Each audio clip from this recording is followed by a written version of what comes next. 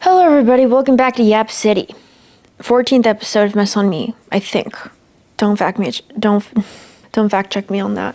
We're here and we're awesome. I had so much energy ready to film this, and then I turn on my camera and suddenly I'm mute. I want to take a nap now. What is this phenomena? Can somebody please explain this to me, because it's kind of confusing and I don't really like it. I'm kind of annoyed. What should we talk about today? I think today we're going to focus on the topic of being disliked. That's something I'm very well versed in. I don't really know what it is my entire life. It doesn't matter what group I enter, if that makes sense, like what societal bubble I enter. There's always just like a girl or a group of girls who will like make it their mission that I like don't excel in any way. It happened in elementary school, it happened in high school, it happened in middle school, and then now I'm finding out that it happened in college. What? What's going on? And I look back and I reflect on it now and I'm like, wow, I must have a crazy ass soul for people to like target me this much. Because what are you talking about? Like, I genuinely, my entire life, I've just minded my business. I've done nothing.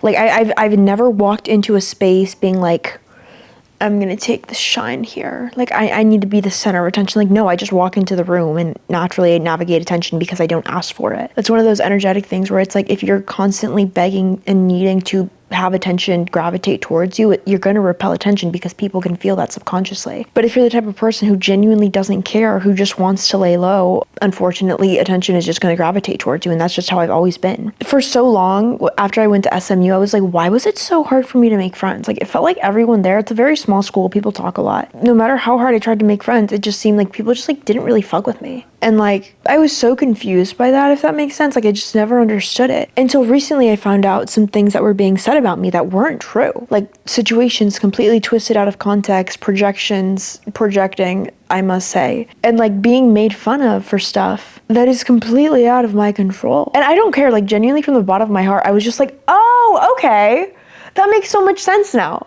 Because I genuinely was like, what am I doing wrong? Like, why does it seem like I can't make friends, or I can't keep friends at SMU specifically? Like, or I'll be able to make individual friends and stuff like that, but anytime I try to enter a group dynamic or anything, like, it just like did not work out for me. People would just hang out with me one time, 2 times, and then just like stop talking to me completely. And I was like, I just thought it was like, you know, I don't get social cues, all this other stuff. Like, maybe I just like was rubbing people the wrong way because of that. And I understand now, like, no, like, I was a subject apparently. I genuinely thought I was a fly on the wall. I genuinely thought nobody knew who I was. Because I didn't talk to people in lectures. I didn't go out. I didn't do anything. So the fact that I'm like finding this stuff out, I'm like, what are you talking about? It's the same thing that happened in high school. It's the same thing that happened in middle school. It's the same thing that happened in elementary school. It's the same thing that happened my entire life. I will go into a new atmosphere. I will go to a new school or something, and there'll always just be that one girl who just like makes it her mission to make my life hell. For no reason. Genuinely for no reason.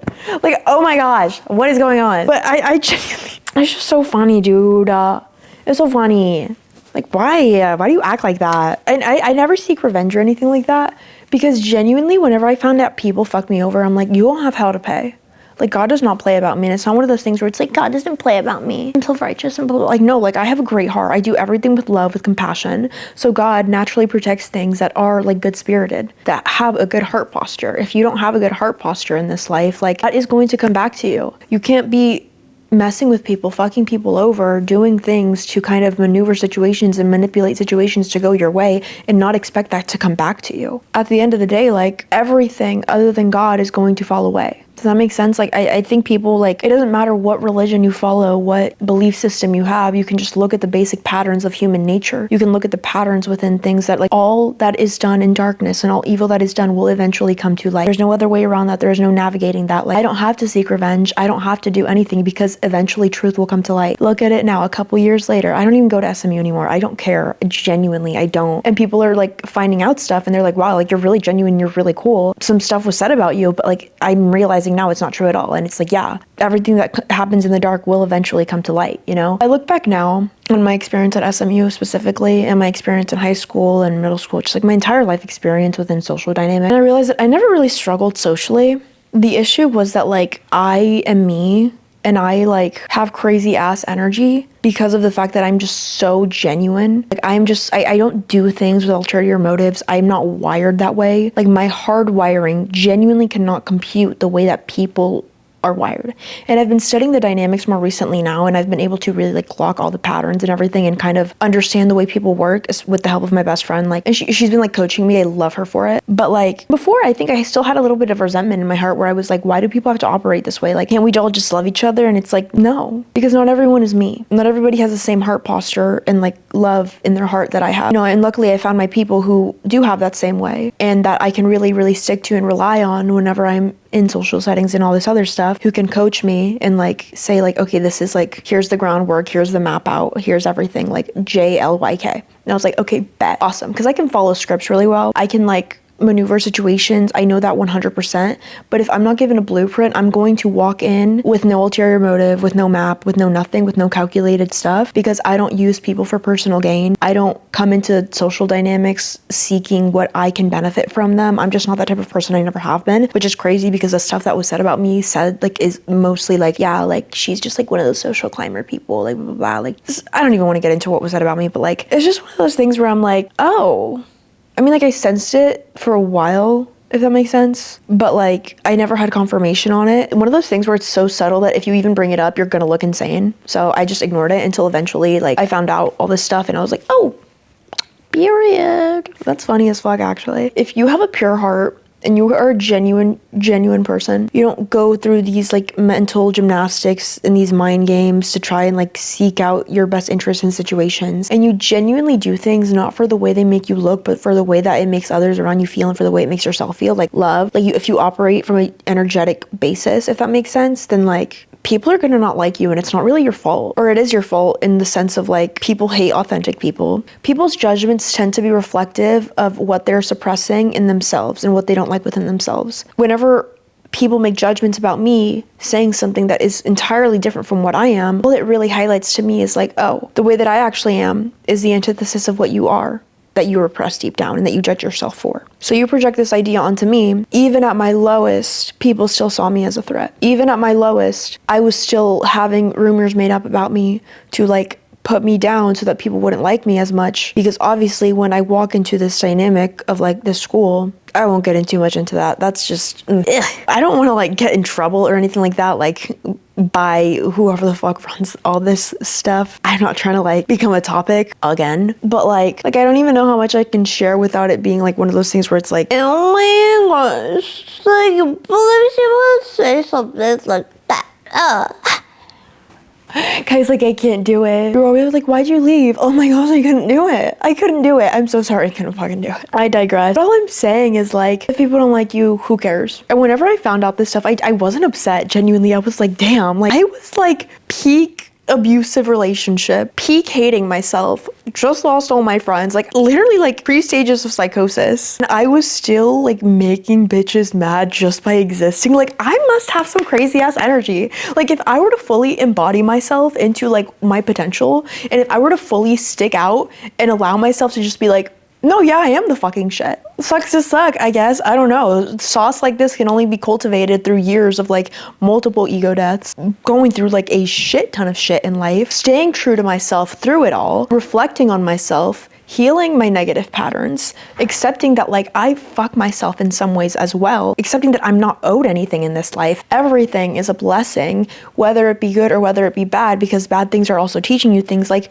sauce like this can only be cultivated like that. And if you're not willing to do the hard ass work to make it like that, then you're not gonna get anywhere in life. And you can sit here and you can project all this lack onto me, and you can sit here and you can talk all the shit you want about me, but at the end of the day, I'm still here, bitch.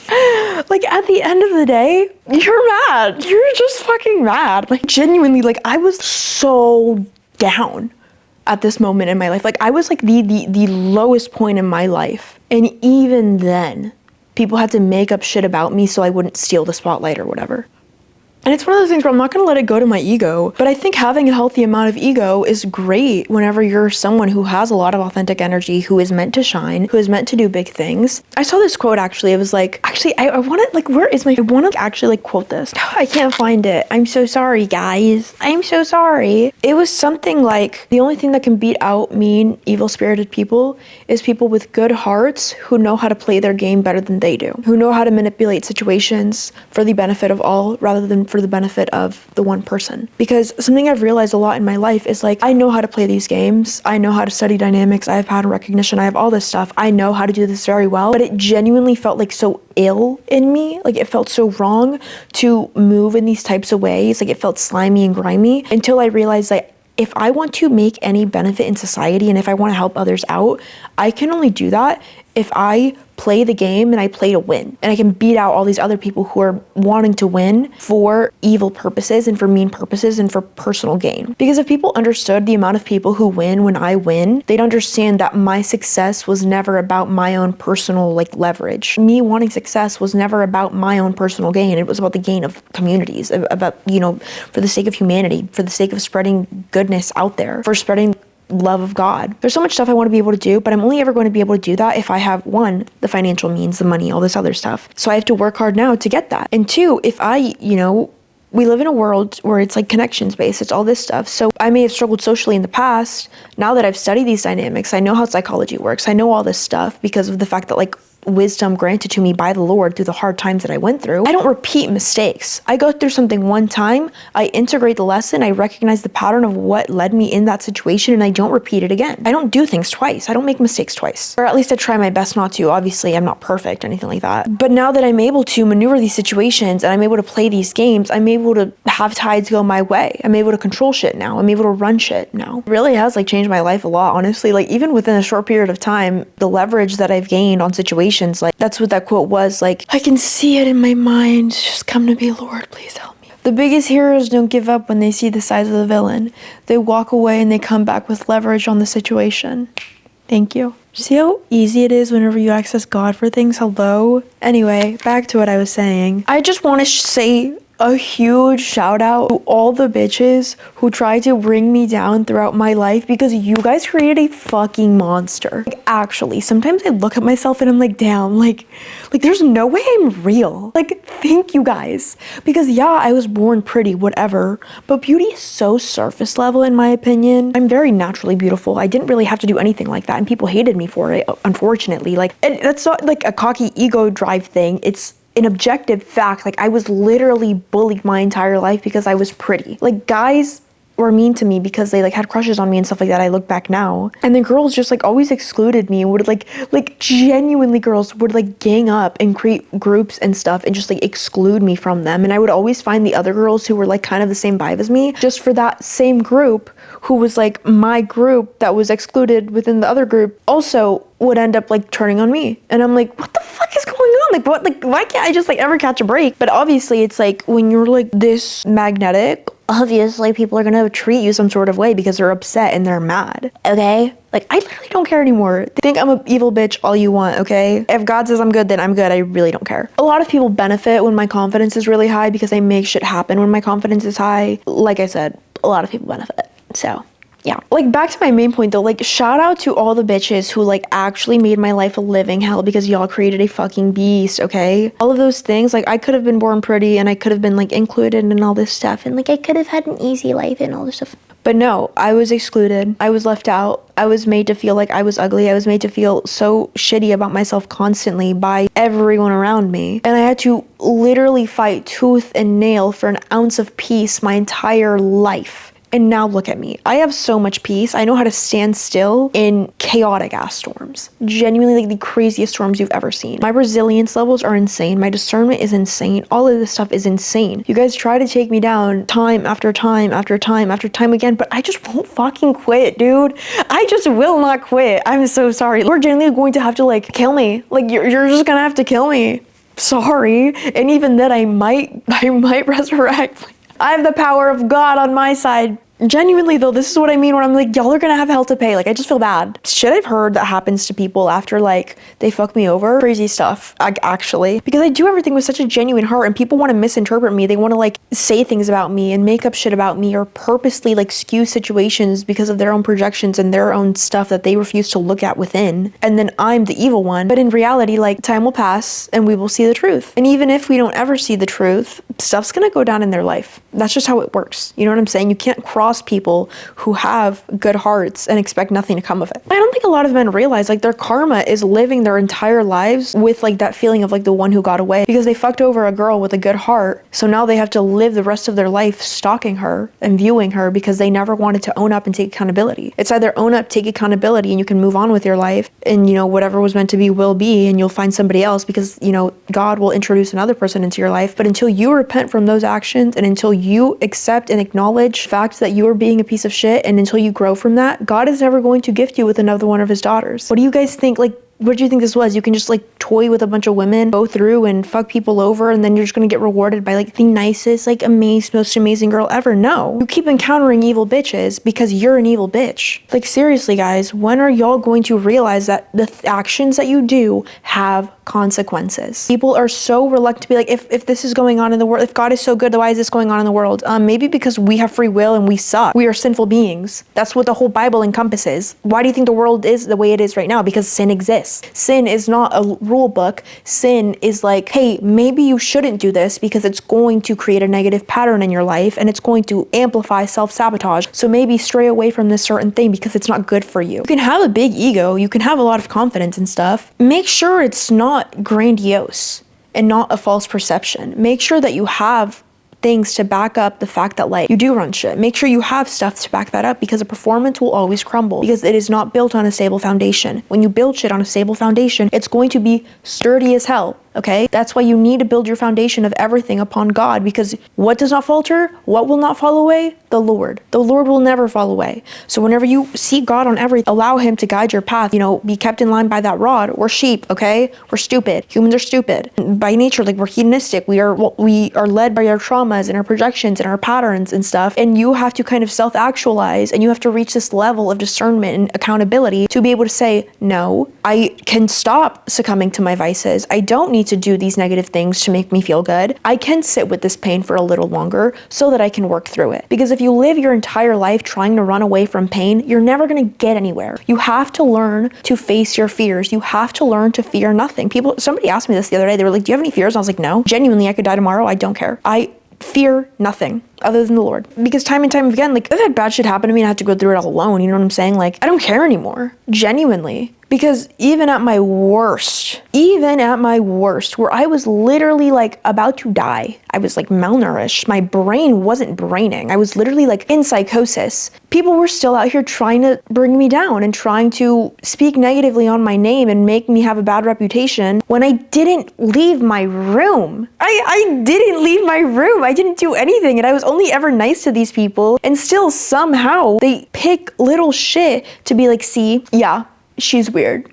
When it was just like simply a misunderstanding years ago. Like, oh my gosh, you're weird. Like, you're insane. Like, you're crazy. There's something deeply wrong with you. But yeah, guys, like, if you struggle with this too, this like hatred thing that people just like always misunderstand you, stop victimizing yourself. And I'm saying this with love, and I'm saying this from the perspective of like, I was once there. Stop victimizing yourself and realize that people talk shit because you are the shit, okay? If they were to talk about themselves, nobody would listen. Unfortunately, especially going into an environment like SMU, which like, I am so grateful for the fact that I went there. It changed my life. It changed my perspective on so many things. Like, once you go to the penthouse, you don't want to go back to the lobby because you've already seen that penthouse. Even if you go back down from the lobby, you've seen the penthouse. You know what things can be like. It changes your life. It opens your perspective to things. You can meet people and stuff, not in like a social climbing way, but in like a, I know there's better out there now, and I want to do better for myself. I want to work my ass off until I get there on my own, until I own the fucking penthouse. That's what I want to do. So when people say things like, oh my gosh, like, she doesn't have a lot of money, like, her parents don't give her anything. Ooh, woo, big fucking what, bitch? What happens whenever I'm making more money than your parents now?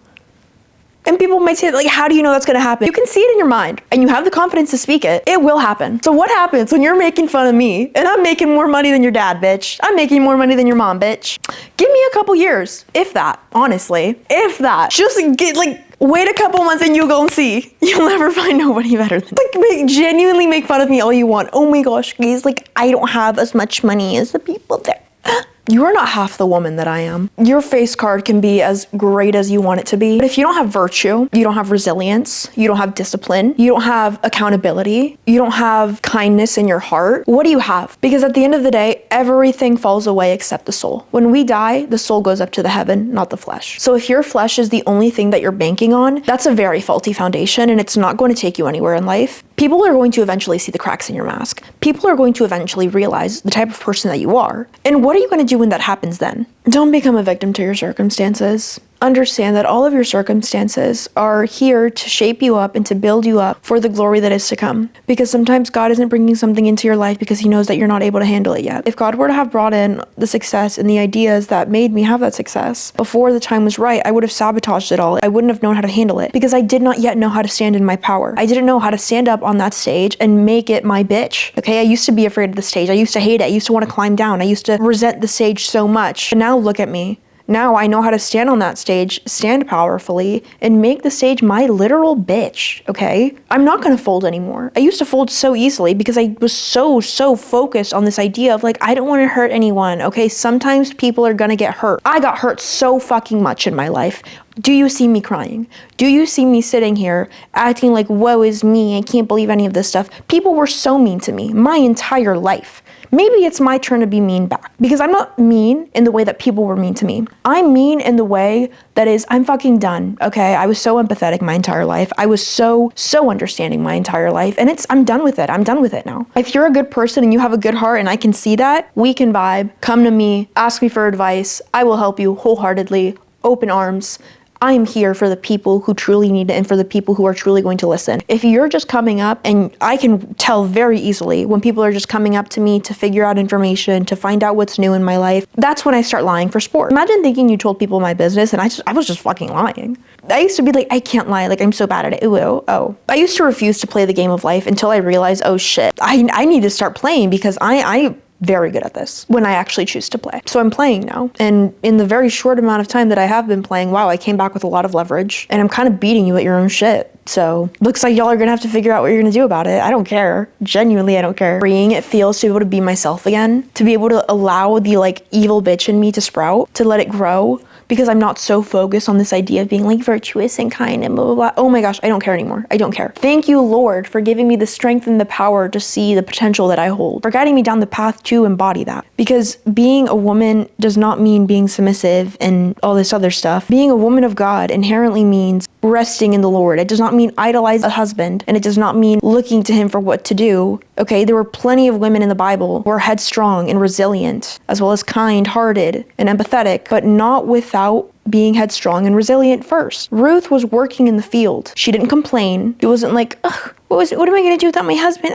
She stuck by her integrity. She followed down the path. She sought the Lord. She worked the field, and she didn't complain. The Lord rewarded her with a husband who wanted to provide for her and wanted to help her and truly like cared about her. You know what I'm saying? The point was never the husband. The point was never her being with Boaz. The point was that she suffered, and her suffering made her righteous. So she was rewarded for that. But she did not do any of this in mind with the idea of like, I'm gonna have a husband at the end of this. No, she just followed down the path of what she thought was right because of what God told her was right. The lack of reading comprehension skills is detrimental because of the fact that things like this happen. The Bible is completely misinterpreted. It has a completely skewed understanding of what it actually says. People were to actually read it with good reading comprehension skills, with good pattern recognition, with good, like, I don't know, forethought, they'd be able to understand that the Bible is a book of lessons and a book of ways to live your life righteously. And it's the gateway to success. Maybe it's time to ask ourselves, why do the most successful people always have some sort of connection to a higher being? Why do the most successful people always say the same lessons? They always say the same things, speak it out into existence. If you believe, it will happen. Hello guys, come on now. Anyway, for I consider that the sufferings of this moment are nothing compared to the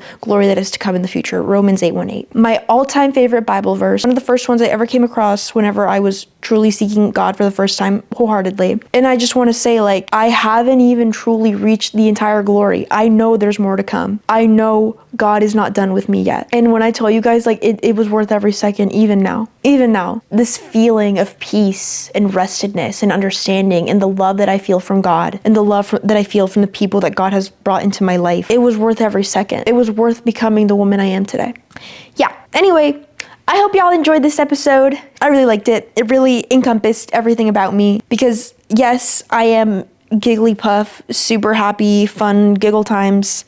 But at the same time, don't fucking play with me, people. I've tried to say it so much, like, please don't play with me. Please don't play with me. Please don't play with me. Whenever I actually get mad, like, it takes a lot to get me upset. But whenever I am mad, I stomp my foot on the ground and I go running, bitch, okay? Ugh, stop underestimating me, okay? I don't say this because I'm like, yeah, I'm so cool. I say this for your best interest, okay? Stop underestimating me because you gonna have hell to pay. Where God appoints the great fish to swallow the prophet after he is thrown overboard during the storm. Jonah spends 3 days and nights in the belly of the fish before praying to God and being vomited onto dry land. The theological meaning is that being in the belly of the fish became a metaphor for being in the depths of despair, hopelessness, or the darkest parts of one's own heart while still being able to call out for God for deliverance. If you have an anointing on your life, you can go against God's plan for it, but you're gonna feel like shit. You're gonna have mental health battles. You're gonna feel so separated from your soul. You're gonna feel like you're living so out of alignment from your life, and your serotonin levels are going to drop. So stop trying to go against what God has ordained on your life if you have an anointing, and you will know if you have an anointing, and just follow what God is telling you to do, because I promise you it is in your best interest. Because whenever I was minimizing myself, I felt like shit all the time. For as Jonah was 3 days and 3 nights in the belly of the fish, so the Son of Man will be 3 days and 3 nights in the heart of the earth. Jesus uses Jonah's time in the beast as a sign pointing toward his own future death and resurrection. If you want to be resurrected, you first have to die. Does that make sense? The rebirth that you are seeking is followed by the death that you are avoiding. That is all for today, folks. I hope you enjoyed. Illy girls, peace out. All of the podcast socials are at Mess on Me. My Instagram is at Valentina Giova. I hope you guys enjoyed. Peace out.